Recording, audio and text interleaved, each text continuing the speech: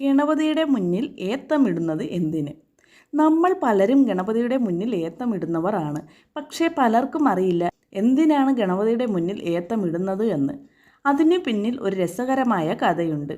ഒരിക്കൽ ഉണ്ണി ഗണപതി ശിവപാർവതിമാരുടെ കൂടെ ഇരിക്കുമ്പോൾ അച്ഛൻ്റെ ശിരസിലെ ചന്ദ്രക്കല എടുത്ത് കഴിക്കാൻ ഒരുങ്ങി.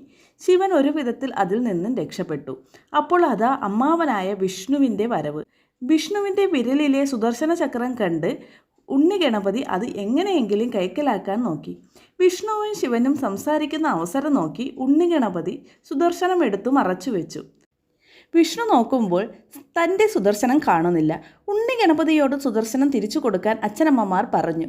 അത് കേട്ടതും ഉണ്ണി ഗണപതി സുദർശനം എടുത്ത് വിഴുങ്ങി. എന്നിട്ടൊരു ചിരിയും. പഠിച്ച പണി 18 നോക്കിയിട്ടും ഉണ്ണി ഗണപതി ഉണ്ടോ വാ തുറക്കുന്നു. ഒടുവിൽ വിഷ്ണു മാപ്പ് ചോദിച്ചു കാലിൽ വീണു. ഗണപതിയുടെ മുന്നിൽ ഏത്തമിട്ടു. അപ്പോൾ ഉണ്ണി ഗണപതി പൊട്ടിച്ചിരിച്ചു. ആ അവസരം നോക്കി വിഷ്ണു സുദർശനം എടുത്തു. അതിൽ പിന്നെ ഗണപതിയെ സന്തോഷിപ്പിക്കാൻ എല്ലാവരും ഏത്തമിട്ടു. അതുകൊണ്ടാണ് ഗണപതിയുടെ മുന്നിൽ ഇപ്പോഴും ആളുകൾ ഏത്തമിടുന്നത്.